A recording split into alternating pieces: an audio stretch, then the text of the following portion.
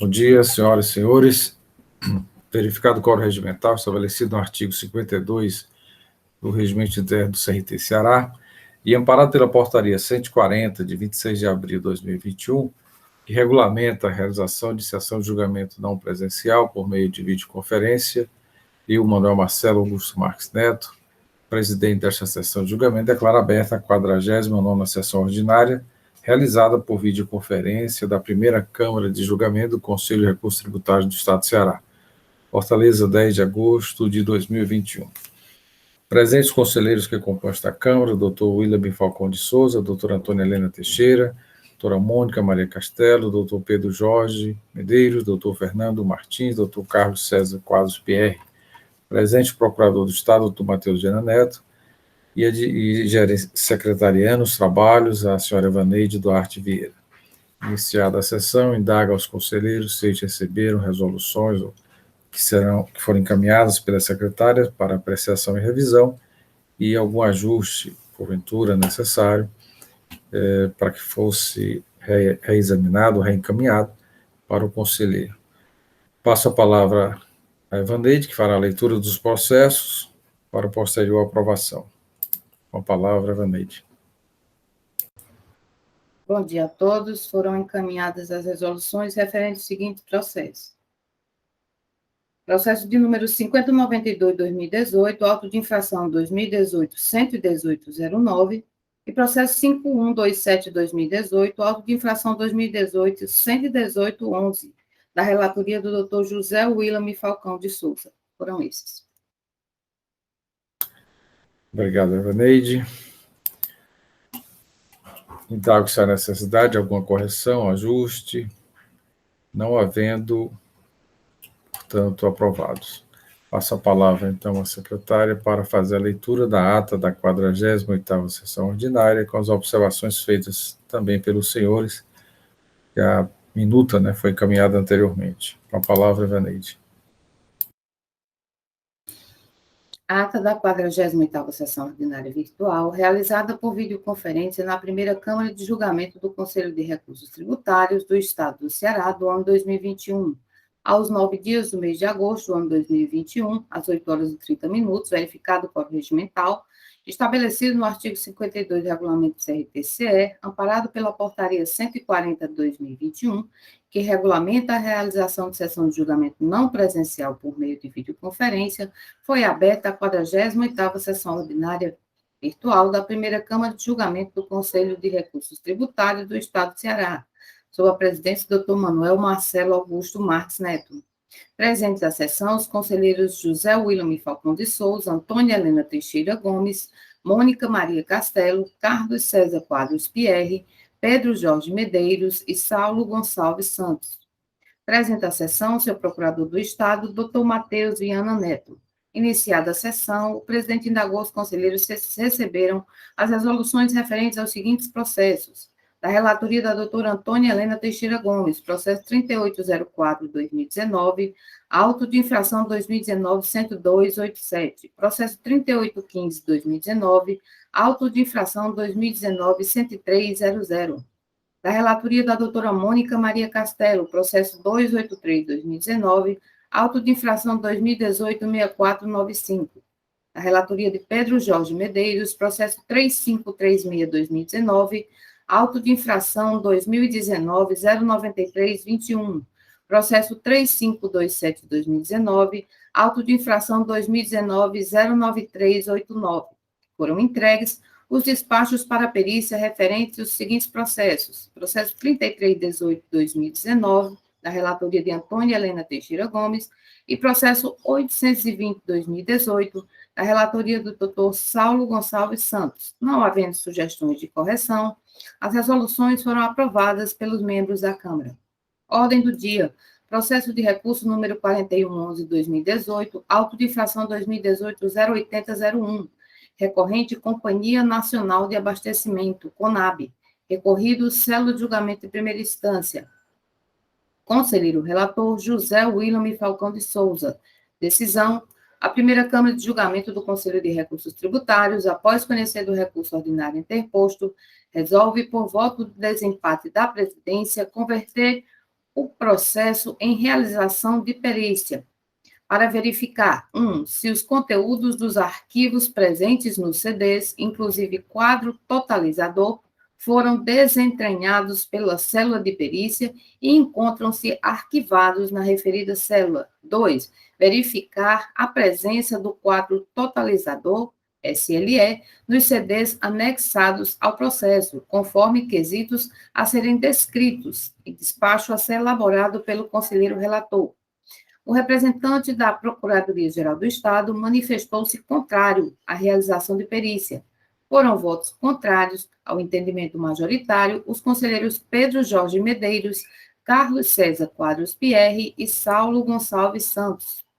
Processo de recurso número 4422-2018, auto de infração 2018-07996, recorrente Companhia Nacional de Abastecimento, CONAB, recorrido célula de julgamento em primeira instância. Conselheiro relator, Pedro Jorge Medeiros. Decisão: a primeira Câmara de Julgamento do Conselho de Recursos Tributários, após conhecer do recurso ordinário interposto, resolve, por unanimidade de votos, afastar a preliminar de nulidade e decadência suscitada pela recorrente, nos termos do parecer da Célula de Assessoria Processual Tributária. No mérito, decide por maioria de votos confirmar a decisão promulgada no julgamento de primeira instância, de parcial procedente, entretanto, com o cálculo de multa diverso do indicado pelo julgador monocrático. Decisão amparada nos termos do voto do conselheiro relator, e com fundamento no artigo 120 da Lei 12.670/96, com aplicação do artigo 123, inciso 8º, a linha L, do mesmo diploma legal, em conformidade com a manifestação oral do representante da douta Procuradoria-Geral do Estado. Foram votos contrários à nova base de cálculo indicada a conselheira Mônica Maria Castelo e o conselheiro José William Falcão de Souza, que defenderam a aplicação da penalidade nos moldes estabelecidos no julgamento singular, e em conformidade com o parecer da Célula de Assessoria Processual Tributária. Processo de recurso número 4423-2018, auto de infração 2018-07997, recorrente Companhia Nacional de Abastecimento, CONAB, recorrido célula de julgamento de primeira instância. Conselheiro relator, Pedro Jorge Medeiros. Decisão: a primeira Câmara de Julgamento do Conselho de Recursos Tributários, após conhecer do recurso ordinário interposto, resolve, por unanimidade de votos, afastar a preliminar de nulidade e decadência suscitada pela recorrente, nos termos do parecer da Célula de Assessoria Processual Tributária. No mérito, decide por maioria de votos reformar a decisão promulgada no julgamento de primeira instância, para julgar parcial procedente o auto de infração, nos termos do voto do conselheiro relator, que formulou entendimento pela aplicação do artigo 123, inciso 8º, a linha L, da Lei 12.670/96. Foram votos contrários as conselheiras Mônica Maria Castelo e Antônia Helena Teixeira Gomes, que defenderam a aplicação da penalidade prevista no artigo 123, inciso 3, a linha G, da Lei 12.670/96, nos moldes estabelecidos no julgamento singular e conforme o entendimento apresentado em sessão pelo douto representante da Procuradoria-Geral do Estado. Processo de recurso número 3290-2019, auto de infração 2019-08471, recorrente Nil Sedan Comércio de Veículos Limitada, recorrido célula de julgamento de primeira instância. Conselheiro relator, José William Falcão de Souza. Decisão: a primeira Câmara de Julgamento do Conselho de Recursos Tributários, após conhecer do recurso ordinário interposto, resolve, por maioria de votos, reformar a decisão promulgada no julgamento de primeira instância, para julgar parcial procedente o auto de infração, nos termos do voto do conselheiro relator, que defendeu a retirada da nota fiscal de número 725, nota fiscal de retorno, da base de cálculo da autuação. Defendeu também a reformulação da penalidade para aplicação prevista no artigo 123, inciso 8º, a linha L, da Lei 12.670/96. Foram votos contrários as conselheiras Mônica Maria Castelo e Antônia Helena Teixeira Gomes, que defenderam a aplicação da penalidade nos moldes estabelecidos no julgamento singular e conforme o entendimento apresentado em sessão pelo representante da douta Procuradoria-Geral do Estado. Era isso, senhores. Senhores, alguma alteração a ser feita na ata que foi lida? Presidente. Pois não, doutor William? Assim, alteração não.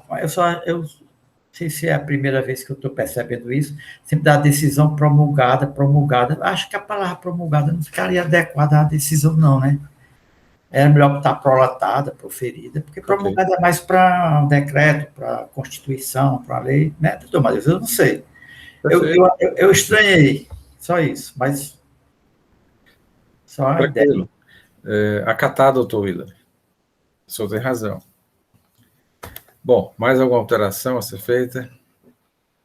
Então, vamos fazer essa alteração, Evaneide, e aprovar a ata da 48ª sessão. Vamos dar prosseguimento aqui à nossa ordem do dia, 49ª sessão virtual ordinária do dia 10 de agosto de 2021. Nós temos 5 processos da Solumed, distribuidora de medicamentos e produtos para a saúde limitada. Como falei anteriormente, antes de iniciar a sessão, a doutora Júlia, que é advogada, Júlia Leite Alencar de Oliveira, enviou um e-mail ontem, desistindo, informando que não iria participar da sessão. Então, neste caso, 5 processos eles serão relatados, foi regularmente intimada e a advogada representante manifestou a desistência, né, da sustentação oral. Então, neste caso, faremos a nossa sessão. Já verifiquei, e aqui eu queria confirmar com os conselheiros, relatores, a doutora Mônica tem 5 processos em que as matérias são distintas, falta de recolhimento, destaque, né, destaque. Eu tenho 3, doutor Marcelo. Desculpa, 3 processos. De coração. São 5 processos, 3 da doutora Mônica e 2 do doutor Fernando. Pronto, esclarecendo. Os 5 processos são matérias distintas, né? A exceção do doutor Fernando, que trata de arquivo eletrônico. Talvez possam ser julgados em conjuntos. Mas já passo a palavra à conselheira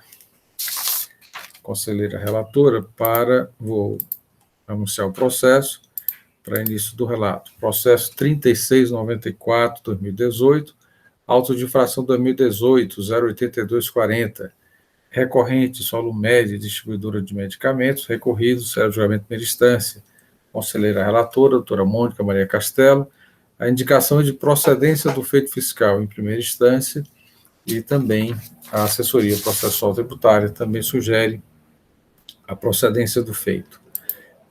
Lembro aos senhores que a empresa, a advogada, encaminhou memoriais, a secretária distribuiu, e no momento oportuno, né, serão também feitas observações com relação aos memoriais enviados. Com a palavra, a conselheira relatora, doutora Mônica Castelo. Obrigada. Bom dia, presidente. Bom dia, senhora secretária. Bom dia, senhores e senhoras conselheiros, procurador. Um grande abraço a todos, um dia abençoado. Então, a gente vai iniciar aqui com o auto de infração de 2018-08240, dígito 8. A presente autuação refere-se à falta de recolhimento do imposto de responsabilidade do contribuinte substituto tributário que não efetuou sua correta apuração. Nas informações complementares, consta que durante o monitoramento fiscal foi realizado o levantamento das operações comerciais de venda da empresa, referente ao período de janeiro de 2016 a dezembro de 2017. Constatou-se, então, que a empresa efetuou o destaque do ICMS de FAO, diferencial de alíquota, sem realizar o devido recolhimento ao Estado do Ceará. Foram emitidos termos de notificação a fim de que a empresa recolhesse os valores destacados. A empresa monitorada não demonstrou interesse de efetuar espontaneamente o pagamento dos valores devidos, por tal razão foi iniciada a ação fiscal de auditoria, referente ao período 2016 a 2017. Intimada, então, a apresentar comprovantes de recolhimento do ICMS de FAO relativamente ao período 2016 a 2017, A empresa apresentou os documentos solicitados em parte, né? E foi elaborada uma tabela com o valor resultante entre aqueles destacados e os recolhidos pela empresa, resultando, então, essa diferença, né, desse levantamento, nessa falta de recolhimento parcial do ICMS diferencial de alíquota. O crédito tributário é no valor total de 433 mil, sendo de ICMS 144 mil e multa de 289 mil. Foi considerado infringido o artigo 436 do regulamento do ICMS, aplicada a penalidade do 123.1e da 12.670 de 96, alterada pela 13.418 de 2003. As folhas 25, a empresa apresenta sua impugnação. Na instância monocrática, a julgadora singular, por meio do julgamento, as folhas 70, decidiu pela procedência da ação fiscal, por entender que a nulidade do cessamento ao direito de defesa e por ausência de documentos indispensáveis deve ser rejeitada.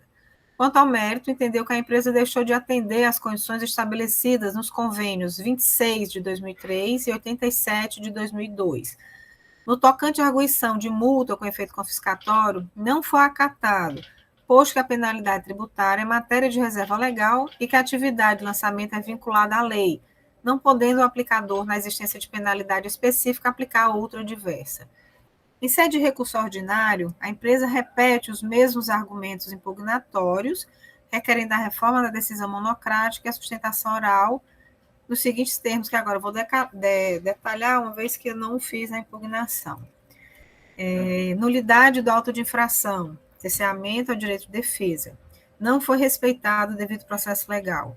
A recorrente não dispôs de prazo suficiente durante o monitoramento para levantar todos os documentos solicitados pelo fisco. Nulidade do auto de infração por ausência de documentos indispensáveis. O fisco não trouxe aos autos os documentos fiscais nos quais afirma haver o destaque do DIFAL e seu recolhimento parcial. Inexigibilidade dos valores relativos ao diferencial de alíquota. Os valores do DIFAL não são devidos em operações com os órgãos públicos, conforme prevê os convênios 26 de 2003 e 153 de 2015, incorporados pelo decreto 27060 de 2003. O fisco não levou em consideração a referida isenção. Recolhimento parcial deve ser restituído à empresa. A autoridade fazendária não mencionou qual inciso do artigo 436 do decreto do regulamento foi infringido. Alternativamente, pugna pela realização de diligência fiscal, com base na possibilidade de levantamento e análise de toda a documentação solicitada pelo fisco, possibilitando à empresa a comprovação da origem do crédito aproveitado.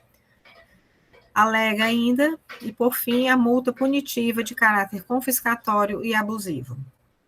A assessoria processal tributária, analisando as questões arguidas pela recorrente, entendeu que a infração está devidamente demonstrada. Com relação ao prazo, ela faz todo um detalhamento aqui das datas, né, desde que a empresa, sob monitoramento, foi notificada até o momento que a empresa apresentou o recurso ordinário. E aí ela faz uma contagem de prazo, no qual ela fala que da data da primeira intimação até a apresentação do recurso ordinário decorreram 1.275 dias, e a recorrente não apresentou a documentação solicitada. Portanto, não procede argumento da defesa de cessamento do direito de defesa por não ter sido oportunizado prazo hábil para apresentação da documentação. Quanto ao pedido de perícia, a recorrente não observou o disposto no artigo 93, parágrafo 1º, incisos da Lei 15.614 de 2014. Sendo assim, ela indefere com base no artigo 97, inciso 1 da mesma lei.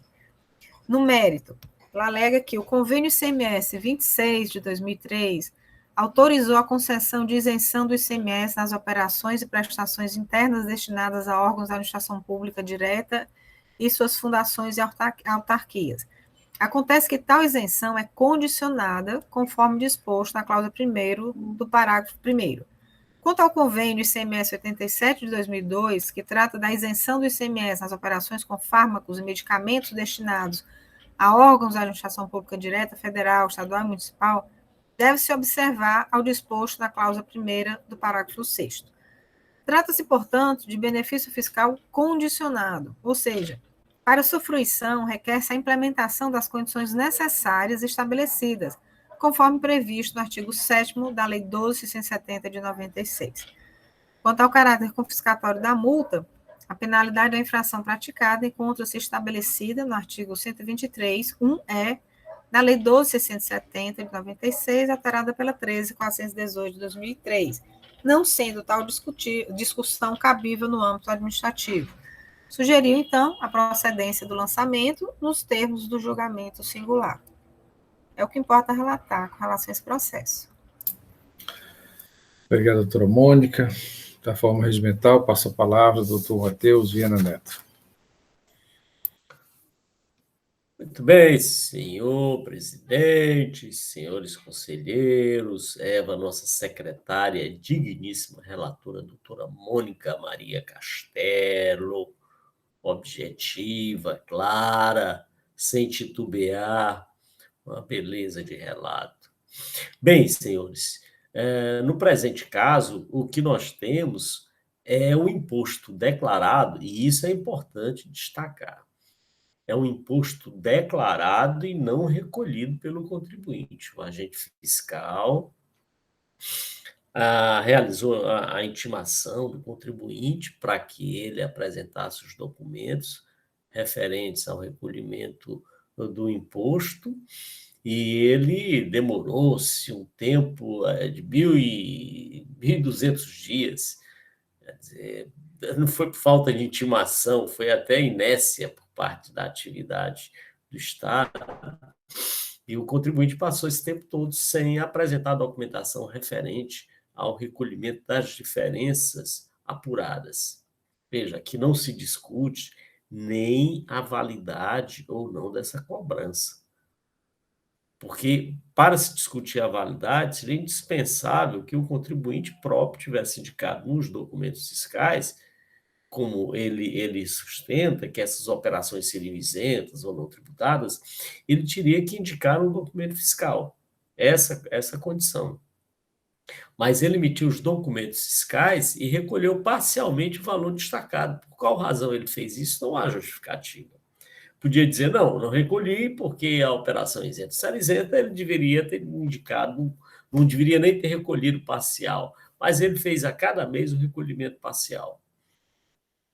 Então, além dele adotar essa conduta que é diversa, que contraria os seus argumentos, ao destacar o ICMS nos documentos fiscais referentes ao denominado diferencial de alíquota, ele transferiu esse encargo para o adquirente, para o destinatário. Claro. Se ele transferiu esse encargo, não pode nem se falar, se ele não recolher esses valores ao Estado, se pode até falar que aí ocorreu uma apropriação indébita. Claro, caso se entenda que a operação seria isenta ou não tributada. Ainda teria ocorrido então, um enriquecimento ilícito. Ele cobrou imposto na nota fiscal, acresceu esse imposto ao valor do seu produto, apropriou-se desse valor e não repassou ao Estado.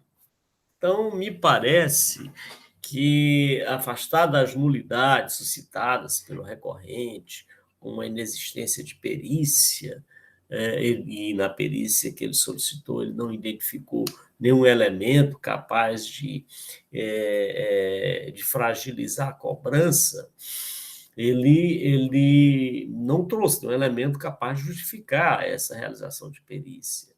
O argumento da nulidade por falta de intimação regular também não se sustenta, porque ele foi intimado e teve tempo demais, 1.200 dias para fazer qualquer coisa a respeito desse assunto.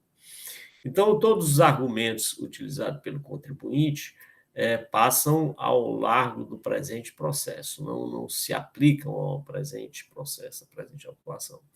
Essa é a razão pela qual a Procuradoria, senhor presidente, as razões pelas quais a Procuradoria entende que deva ser afastada das nulidades suscitadas, negado o provimento ao recurso e mantida a decisão de primeira instância. É isso, senhor presidente. Obrigado, doutor Matheus. Processo em discussão. Doutor Carlos César Pierre, com a palavra. Muito obrigado, senhor presidente. Bom dia a todos, colegas conselheiros, conselheiras, Evaneide, doutor Matheus, como disse a doutora Mônica, uma abençoada semana para todos nós, né? Tem uma coisa interessante aqui nesse processo. Nós já discutimos em sessões anteriores a questão da decisão do Supremo Tribunal Federal na modulação dos efeitos, no que concerne ao diferencial de alíquota. E aqui o caso é falta de recolhimento do ICMS de FAO, diferencial de alíquota. Ocorre que, nesse caso, doutor Matheus, o contribuinte anexou aos memoriais dele uma decisão judicial de primeiro grau aqui, certo? Em que o juiz suspende a exigibilidade do DIFAL. No caso, a decisão do juiz é bem posterior à autuação, ou seja, ela não influencia na questão da multa, por exemplo, já que o auto não foi lançado para evitar a decadência, tudo isso. Contudo, a suspensão da exigibilidade, se ela ainda está presente, certo? Ela impediria a consequente inscrição em dívida ativa e a consequente cobrança, ou seja, no mínimo ela influenciaria no sentido de julgante procedente à autuação, certo? Que ela ficasse sobrestada, o processo ficasse sobrestado, enquanto não decidido no judicial, que é a jurisdição no caso, né? E não fosse escrito de dívida ativa. Diante do quadro, já que essa decisão não é recente, essa decisão afastou o entendimento da modulação dos efeitos com base na data da publicação do acórdão do Supremo, e eu entendo que não precisa haver a publicação do acórdão, que, no caso, a própria publicidade em si já no diário do resultado já daria validade da decisão do Supremo, tem que ver se os tribunais superiores não reformaram essa decisão, se o Tribunal Superior não reformou, se o Tribunal de Justiça não reformou essa decisão. Então, ante o exposto, o que eu estou propondo é uma diligência no sentido de verificar o andamento dessa decisão, como é que está o processo judicial, certo? Que o contribuinte entrou nessa decisão, porque eu entendo que, se nós formos julgar no momento que está, mesmo que seja procedente a autuação, certo? Teria que ficar suspensa a exigibilidade com base na decisão. Isso teria que ficar consignado na nossa decisão. Então, a minha proposta é diligência, no sentido de verificar como é que está essa decisão apresentada nos memoriais. Aí, se o procurador quiser se manifestar sobre essa questão, ela só foi trazida à baila com os memoriais, né? Só questão de ordem. Doutora Helena tinha solicitado a palavra, e nesse caso específico, doutor Pierre, não sei se o alcance aí da decisão, mas a matéria é a falta de recolhimento, porque não houve o destaque do... Mas houve destaque, mas não houve recolhimento. Mas é de FAO. E o juiz, eu fui ler a liminar duas vezes, o juiz suspendeu a exigibilidade do de FAO, e ele não disse prestações vencidas, vincendas, ele fala de uma maneira geral. Ok, doutora Helena com a palavra. Doutor Pierre tem razão com relação à decisão judicial da suspensão da exigibilidade do crédito. Mas, na verdade, senhores, bom dia a todos, primeiro, me desculpem, eu tenho mais uma dúvida, um questionamento a ser esclarecido, porque, assim, quando eu li a peça de autuação fala sobre a cobrança de uma diferença do diferencial de alíquota. Ele fala bem aqui assim, ó, artigo infringido 436, que é a falta de recolhimento de substituição tributária, penalidade 123.1e, que é falta de recolhimento do diferencial destacado nos documentos, aliás, acho que é falta de recolhimento de substituição tributária também. Quando a gente vai aqui para o relato da infração, ele fala assim, falta de recolhimento do imposto de responsabilidade do contribuinte substituto tributário, que não efetuou a correta apuração. Depois ele continua, a empresa autuada na modalidade de substituição tributária efetuou o destaque do ICMS diferencial de alíquota em documentos fiscais sem efetuar o devido recolhimento. E quando ele vai aqui para a discriminação do crédito, aqui já na página 8, Ele fala assim, na tabela, valor destacado ICMS diferencial de alíquota, valor recolhido do Estado do Ceará, divergência entre destacado e diferencial de alíquota. Mas a penalidade é o 123.8E, que é de falta de recolhimento de ICMS substituição tributária. Então, eu confesso para vocês que eu fiquei um pouco na dúvida sobre esses valores da discriminação do crédito, se foram calculados sobre o que deixou de ser recolhido, a diferença que deixou de ser recolhida da substituição tributária, ou a diferença que deixou de ser recolhida do diferencial de alíquota. Então, assim, eu confesso que eu fiquei um pouquinho na dúvida se a conselheira relatora ou algum dos conselheiros puderem me esclarecer, eu não consegui identificar claramente essa... Doutora Mônica, com a palavra. Doutora Helena, assim, o contribuinte, ele está cadastrado como contribuinte substituto. Né? Então, assim, ele é um contribuinte substituto, ele tem produtos, ele é relacionados a medicamentos, né? Deixa eu ver até aqui onde consta a informação aqui, comércio atacadista de medicamentos e drogas. Então, o regime dele é de substituição tributária, certo? E, assim, o que ele viu é que, com relação, no convênio tem dizendo como é que deve ser o procedimento com relação à cobrança do diferencial entre o contribuinte, entre aquele que remete e aquele o destinatário, deverão ser cobrado o diferencial de alíquota. Está entre um dessas cláusulas, né, aqui, que eu não lembro aqui que eu li, mas eu não sei onde é que está, que fala que a cobrança é pelo diferencial de alíquota com relação a isso. E aí, o que ele faz? Ele faz uma tabela, como é bem colocado aqui, visto aqui na tabela 1, onde o contribuinte, ele apresenta um determinado valor, a título de exemplo aqui, 27 mil de valor, só que recolhe somente 3 mil. É verificada essa divergência entre o valor declarado, destacado, e o valor recolhido, foi cobrada essa diferença. Eu acho que, não sei se é isso, que a dúvida se seria essa. Bom, doutor Falcão, William Falcão, com a palavra. Obrigado, senhor presidente. Assim, na pauta de hoje, esse primeiro auto trata de que o contribuinte efetuou o destaque, né, do diferencial de alíquota e recolheu o imposto de forma parcial. O segundo auto de infração do mesmo exercício 2016, 2017, não efetuou o destaque e recolhimento do ICMS de FAO. Ao longo da defesa e do recurso, o contribuinte alega que as vendas feitas para não contribuintes do ICMS, e diz que vende muito para as prefeituras, para o Estado, para os municípios, para o Estado, não há incidência do ICMS nessa operação. Mas aqui está meio misturado. Diz isso, né? E traz toda a legislação que não tem. Aí me chamou a atenção, agora analisando, diz que ele fez um auto que não, notas sem destaque ICMS, e as notas com destaque ICMS recolhida menor.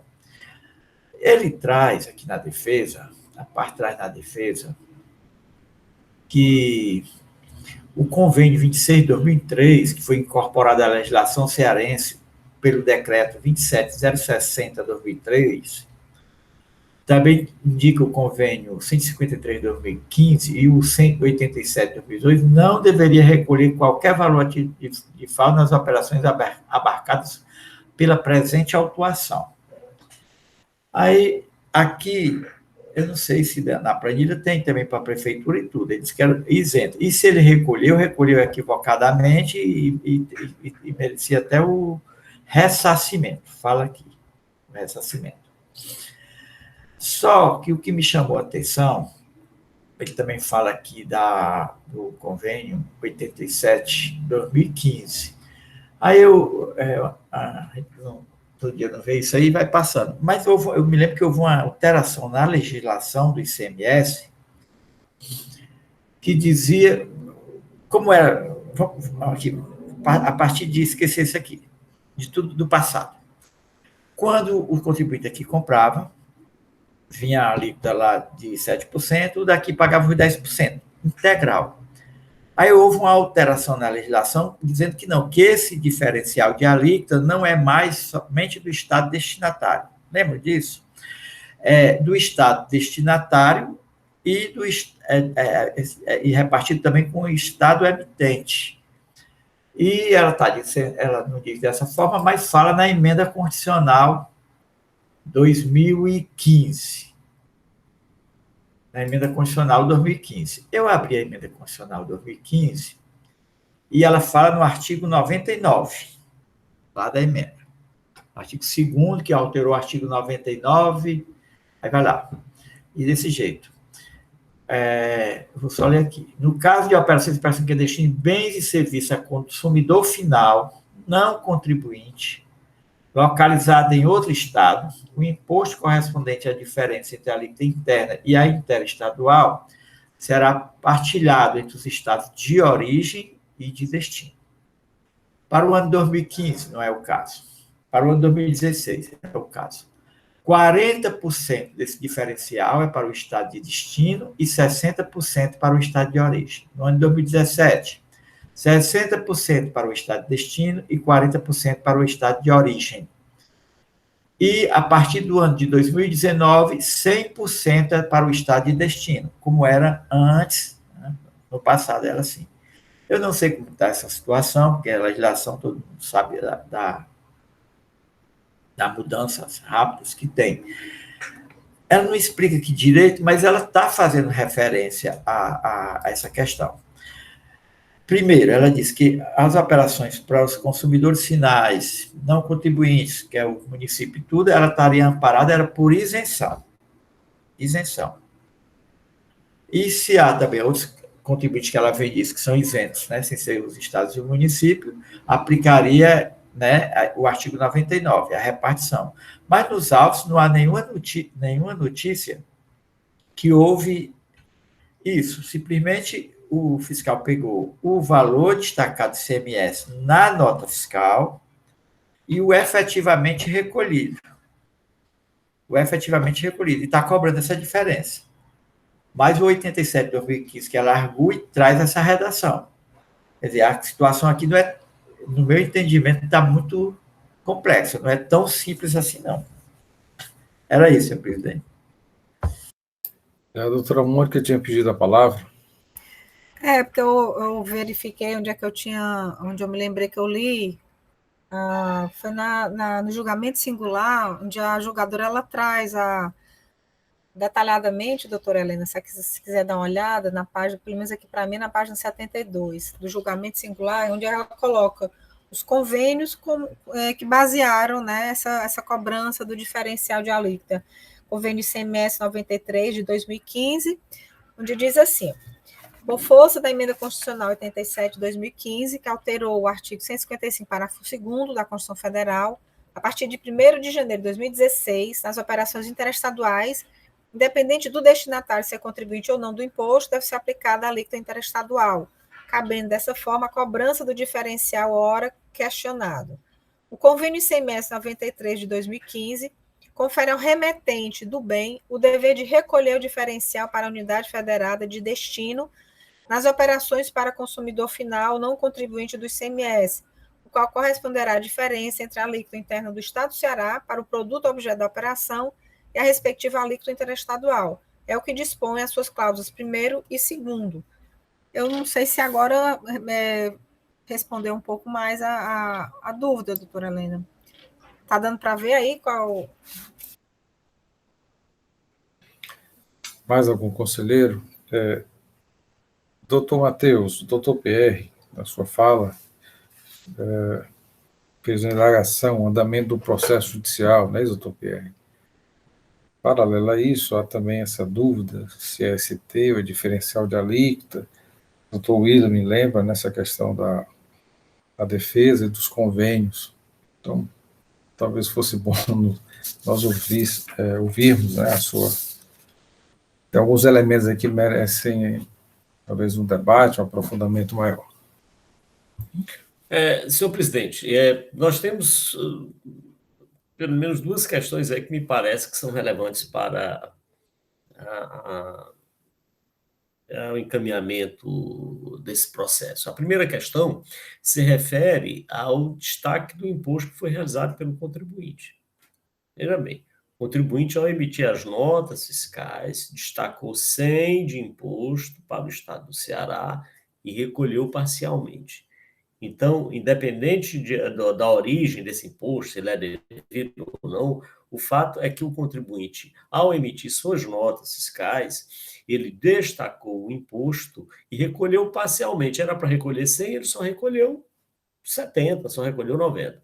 Então, esse dado é relevante, por isso que eu destaquei logo quando eu principiei a minha manifestação, eu já destaquei esse dado, ou seja, que houve o destaque do imposto com os valores que foram transferidos, tendo em vista seu ICMS, imposto direto, com os valores que foram transferidos ao consumidor ou ao cliente, e aí teria que se verificar que operações, todas as operações foram para não contribuinte do ICMS, mas é outra história.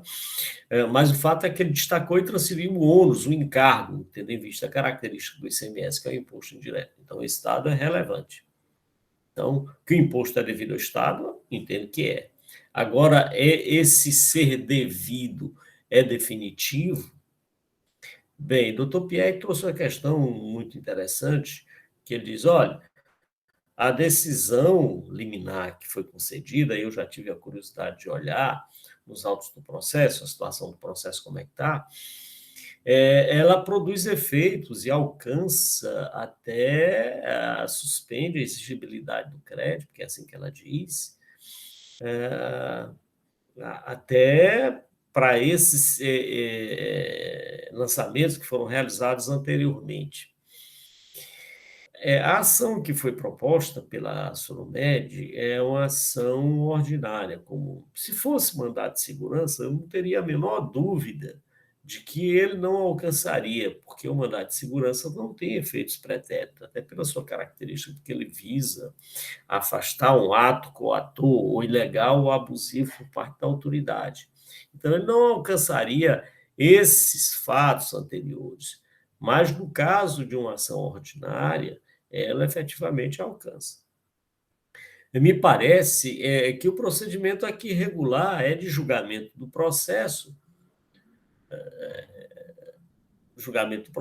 por falta de recolhimento do ICMS, como está consignado, e a continuidade disso deve ser a ressalva feita pelo relator, se no caso, dando conta da existência daquela decisão liminar, e que pode, ou que deveria, porque aí já foge ao comando, do CONAT, mas para que o órgão competente, no caso seria a Procuradoria da Dívida Ativa, analisasse se é o caso mesmo de suspensão.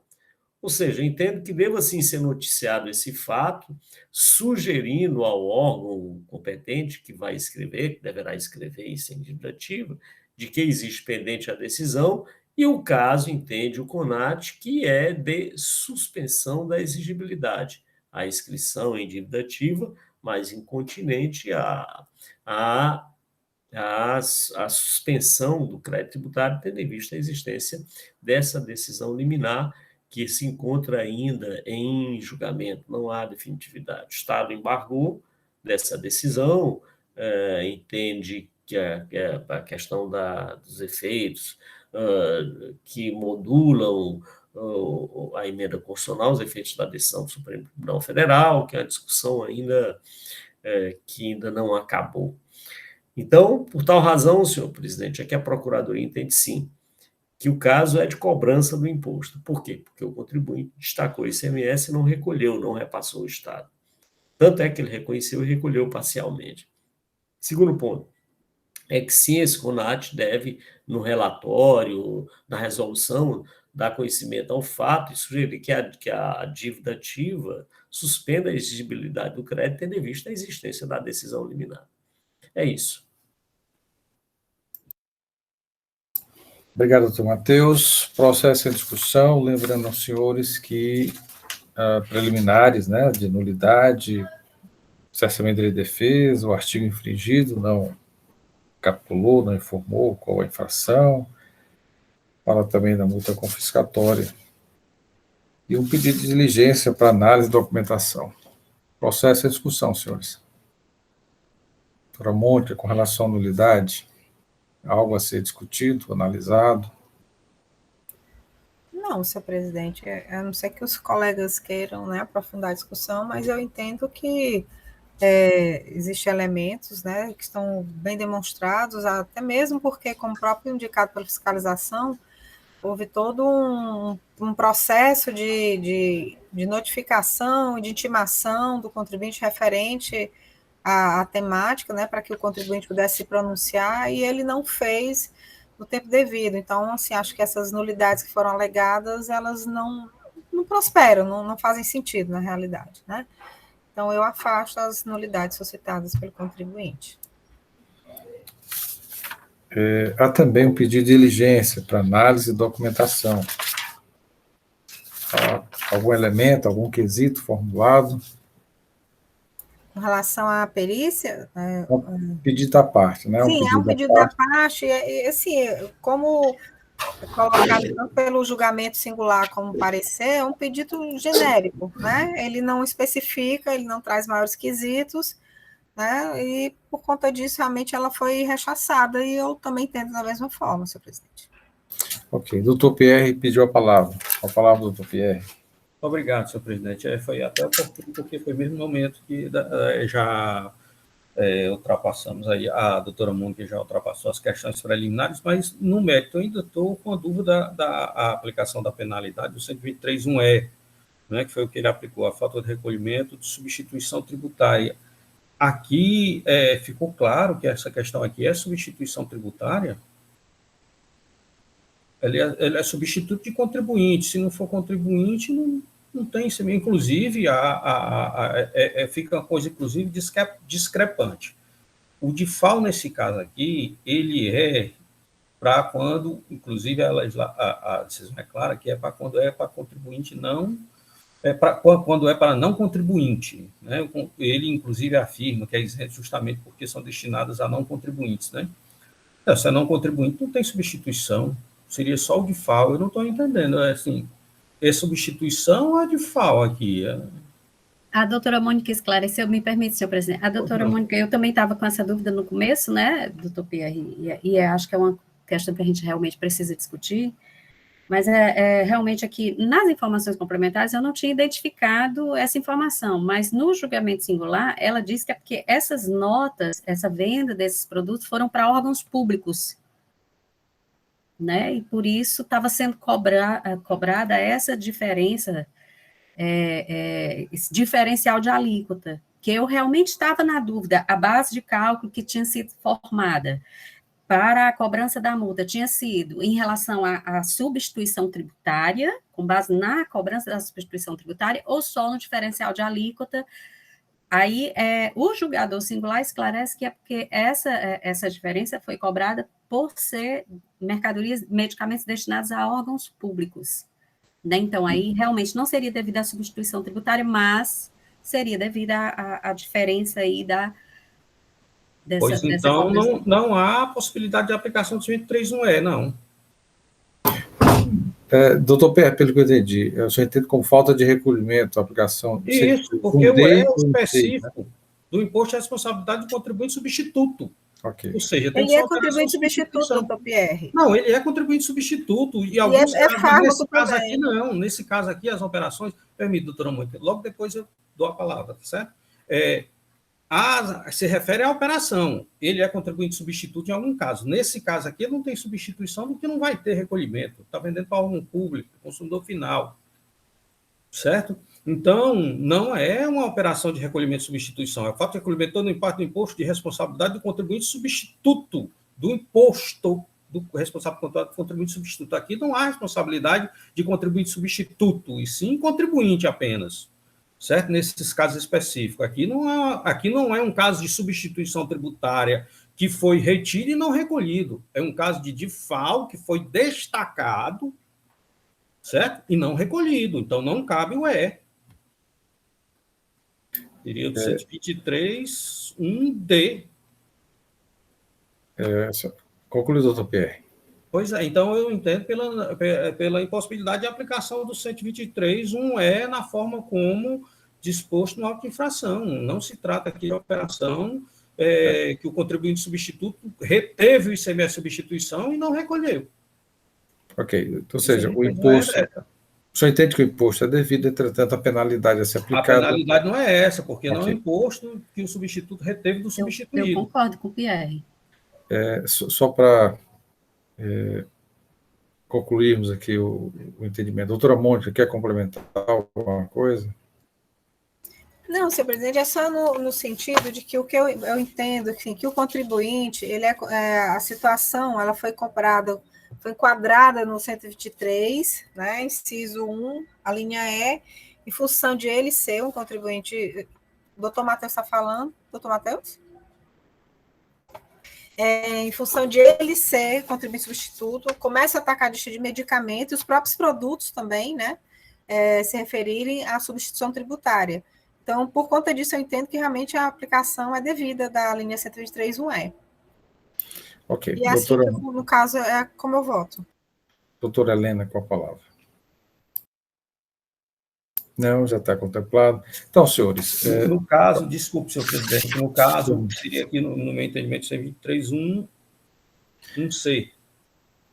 Aí a decisão é falta de recolhimento ou atraso, né? Está escriturado, enfim, tem toda essa discussão. É uma vez o valor do imposto ou 50% do valor do imposto. Pronto, no caso C, uma vez do valor do imposto, não duas. 103.1C. Ok. Senhores, mais alguma discussão? Doutor William. Senhor presidente. Doutor Matheus Viana, com a palavra. Prestar esclarecimento, e até que eu entendo essa dificuldade em perceber, afinal, é substituição tributária e tal. É claro que a substituição tributária que nós conhecemos, estamos acostumados, é aquela substituição tributária em que se cobra por operações que ainda vão ocorrer. Então, A vende para B, que B vai vender para outros, e A, então, retém o ICMS relativo àquelas operações posteriores que vão ocorrer. Nessa hipótese, o que é que o contribuinte substituto faz? O valor da mercadoria é 100, tá lá o custo, tudo, e ele acrescenta ao valor da mercadoria o valor do ICMS substituto. Então, tipo o IPI. No IPI não é assim? Em que ele é acrescido ao valor da operação? Pois bem, no caso do ICMS substituto, comum, ordinário, é assim que acontece. No caso desse denominado diferencial de alíquota, há uma retenção também, porque a regra estabelecida pelo convênio é de que caberia ou cabe ao remetente a retenção do diferencial de alíquota que deveria ser recolhido pelo destinatário. Tá? Então, veja, não deixa de ser uma substituição tributária, mas não nos moldes daquela que eu acabei de referir, ou seja, não é um valor acrescido, é um valor que já está dentro do custo da mercadoria. É como se fosse o ICMS normal. Razão pela qual, com o raciocínio do doutor Pierre, ele tem razão quando diz, olha, nesse caso não houve a retenção do ICMS substituto. Aí é a falta de recolhimento dessa diferença. No caso da retenção do ICMS substituto, há uma penalidade mais gravosa, porque o remetente, o fornecedor, que é contribuinte substituto, ele não tem ônus nenhum. Não está embutido no valor da mercadoria, no seu preço. A sua mercadoria, o valor da mercadoria, da sua operação, está íntegro. Ele recebeu 100 e ele acresceu a esse valor o ICMS substituto. No caso desse ICMS, não. Ele vai receber só 100. né, desse ICMS que está sendo cobrado. E o Estado vai receber a diferença. Que aí ele é responsável. Interessante essa pequena filigrana, a questão da responsabilidade por substituição e a responsabilidade pura e simples. Nesse caso, é uma responsabilidade simples, em que ele repassou, mas numa situação de normalidade. Quer dizer, ele não repassou naquela situação de operações futuras, não. Por tal razão é que me parece que o caso, sim, é de uma aplicação de uma penalidade menos gravosa, que é a penalidade da falta de recolhimento. Ele é responsável pelo recolhimento, nesse caso, não por operações posteriores. A penalidade que ele aplicou foi em relação a operações posteriores, que é muito mais gravosa, porque aí houve uma apropriação clara, apropriação indébita. Aí o Estado diz, não, nesse caso, a apropriação indébita merece uma sanção mais gravosa. Aí dá 2 vezes o valor, 2 vezes, né? O valor do imposto devido. Não é o caso aí. É assim que a Procuradoria entende essa situação, senhor presidente. Obrigado, doutor Matheus. Mais alguma discussão, senhores? Então, doutora Mônica, né, considerando aí as preliminares, pedido de nulidade, diligência, multa confiscatória já discutida, como vota? Senhor presidente, eu voto por afastar as preliminares de nulidade, negar o pedido de perícia, afastar o efeito confiscatório da multa e, no mérito, decidir pela procedência da autuação nos termos do julgamento singular e do parecer, conforme a manifestação. Aplicação 103.1E. Pois não, quer pedir a palavra? Pois não, doutor Pierre. É só uma questão de ordem. Doutora Mônica, com relação à suspensão da exigibilidade. Sim, acatando, né, que a sugestão da PGE de colocar no relatório a questão, né, da sugestão de suspensão da exigibilidade, né, tornar conhecido o teor dos memoriais como foi colocado. Ok. Vamos escolher os votos. Doutora Mônica, doutor Pedro Jorge, como vota? Presidente, eu inicio a divergência no sentido da capitulação da pena, pelo 123.1C. Pois não, perfeito. Conforme a Procuradoria em sessão. Ok. Doutor Fernando? Presidente, acompanha a divergência. Doutor Pierre? Com a divergência, senhor presidente. Doutor William Falcão? Com a divergência. E a doutora Helena? Com a divergência. Senhora, esta Câmara, por maioria de votos, na decisão não me afasta as preliminares, nulidade, diligência, multa confiscatória, por maioria de votos, decide, né, pela parcial modificada adesão em primeira instância, parcial procedência, aplicando a penalidade 103.1C.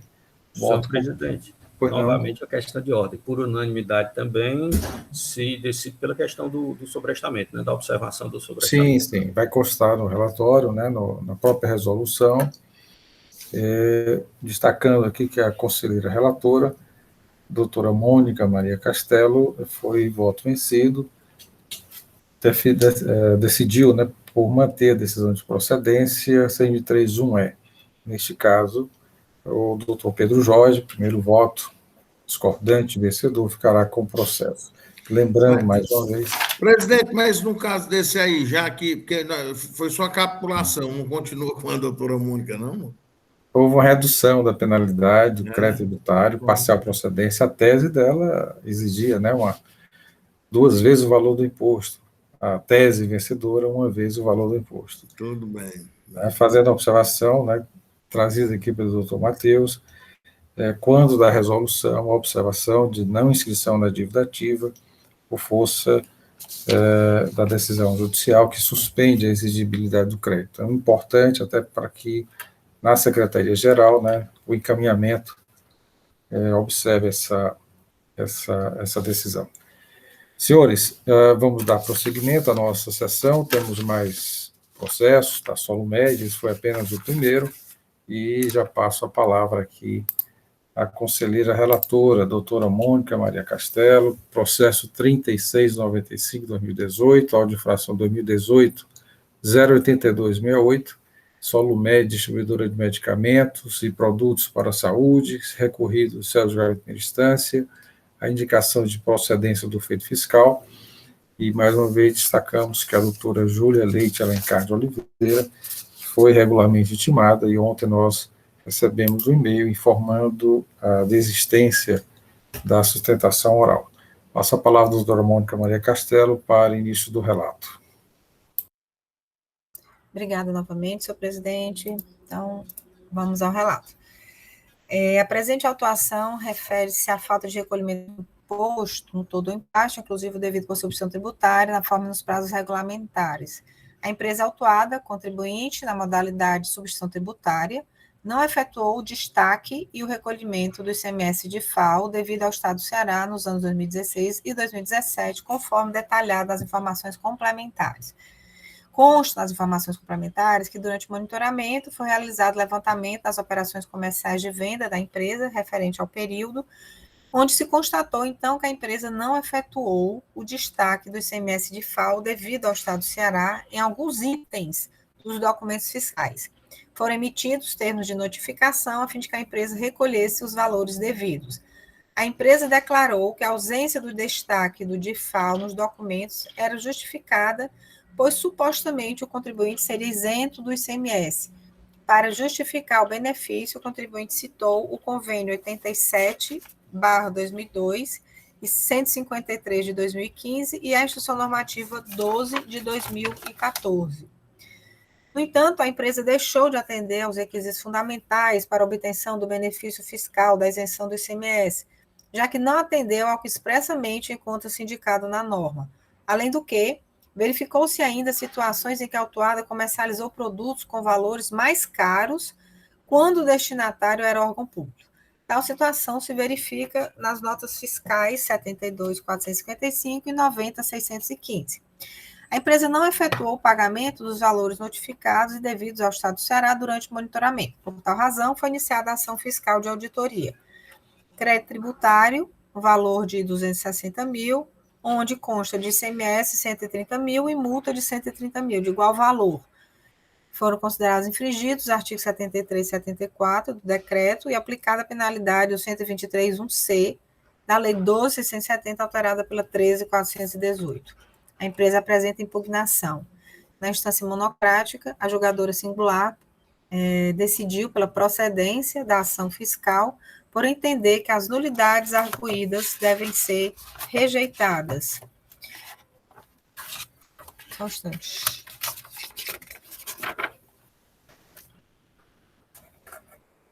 E aqui ela detalha, né, no caso, deve ser rejeitada a nulidade da auto-infração arguída pela defendente à vista do seguinte: o débito foi constituído ao arrepio de sua previsão legal, tendo em vista que a legislação mencionada é absolutamente impertinente à matéria dos autos, além do que o convênio 87 de 2002 mencionado pela fiscalização.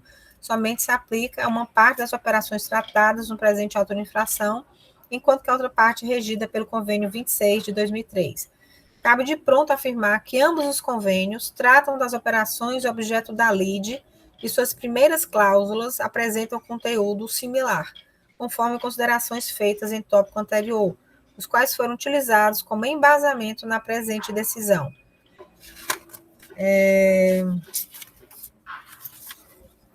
Aí ela cita aqui, no caso, né, o artigo 84, parágrafos 6º e 7º da Lei 15.614, né, onde as incorreções ou omissões do auto, a inobservância e exigências meramente formais que não constituam prejuízo à defesa não acarretam nulidade do ato administrativo.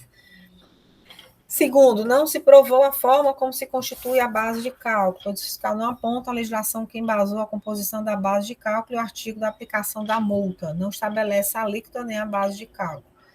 Na planilha, detalhamento de itens, sem destaque do ICMS diferencial de alíquota, contida em CD-ROM, anexo ao processo, demonstra como foi feito o cálculo do ICMS de FAO não recolhido.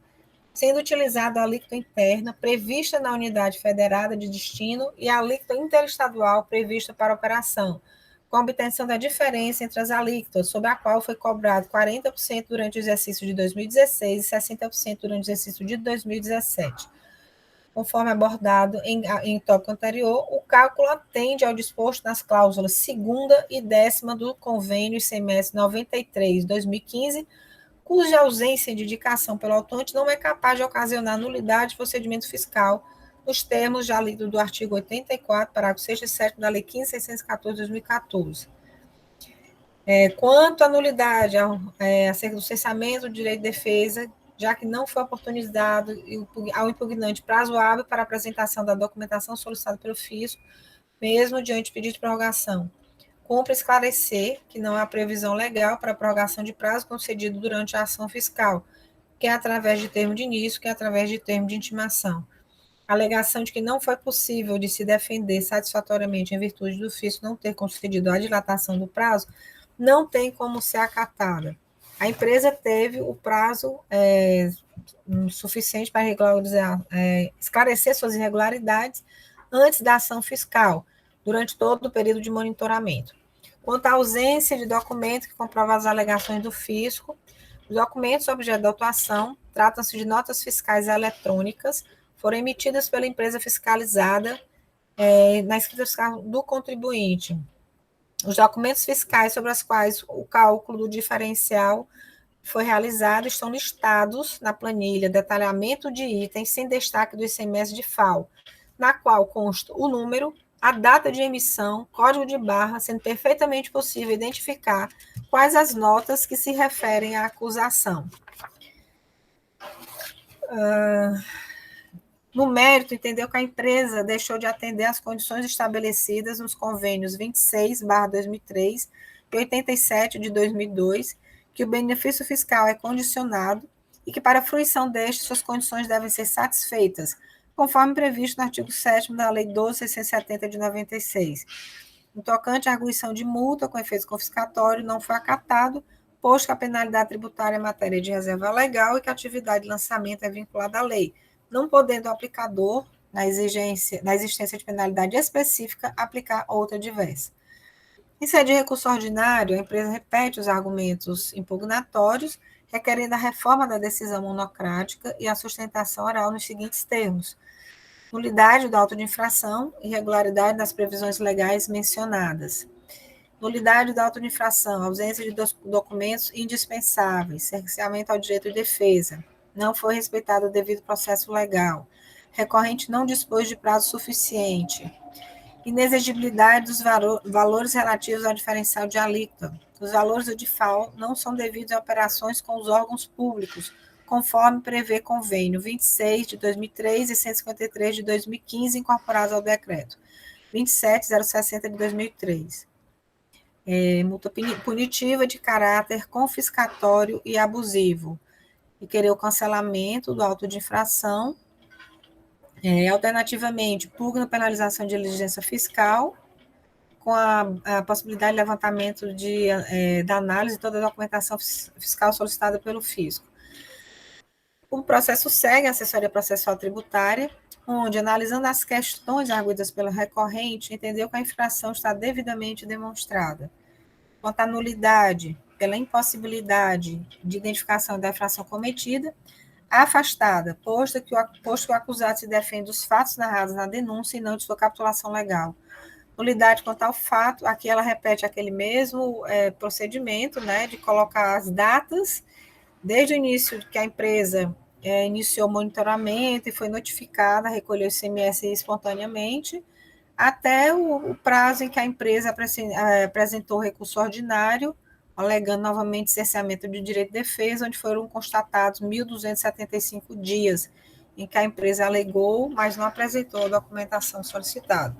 Portanto, não procede argumento da defesa de cerceamento de direito de defesa por não ter sido oportunizado prazo hábil para a apresentação da documentação. Quanto ao pedido de perícia, né, com base naquele mesmo motivo, não observado o disposto no artigo 93, parágrafo 1º, incisos da Lei 15.614 de 2014, ela afasta indefere o pedido de perícia com base no 97, inciso 1 da mesma lei.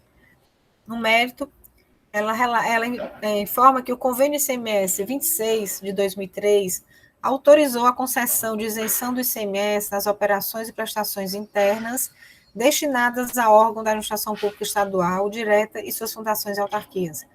Acontece que tal isenção é condicionada, conforme disposto na cláusula 1º do parágrafo 1º. Quanto ao convênio 87 de 2002, que trata da isenção do ICMS nas operações com fármacos e medicamentos destinados a órgão da administração pública direta federal, estadual e municipal, deve-se observar o disposto na cláusula 1ª do parágrafo 6º. Trata-se, portanto, de benefício fiscal condicionado, ou seja, para sua fruição, requer-se a implementação das condições estabelecidas conforme previsto no artigo 7º da Lei 12.670 de 96. Quanto ao caráter confiscatório da multa, a penalidade a ser praticada encontra-se estabelecida no 123, 1C da 12.670 de 96, alterada pela 13.418 de 2003, não sendo tal discussão cabível no âmbito administrativo. Sugere, então, a procedência do lançamento nos termos de julgamento singular. É o que importa relatar. Obrigado, doutora Mônica. Da forma regimental, passo a palavra ao representante da PGE, doutor Matheus Viana Neto. Bem, senhor presidente, senhores conselheiros, o caso é semelhante ao anterior. A mesma história, o recolhimento que não foi feito, o argumento das operações isentas ou não tributadas.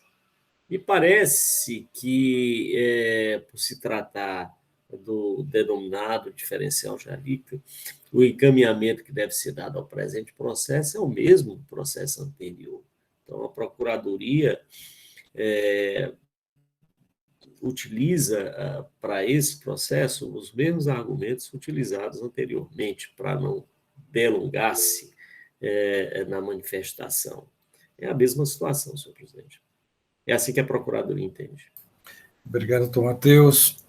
Processo em discussão. Desculpa, doutor Pierre, com a palavra. Obrigado, senhor presidente. Só já falando e encerrando, nessa questão aqui, o próprio fiscal aplicou o 123.1c. Então, seria o mesmo julgamento anterior,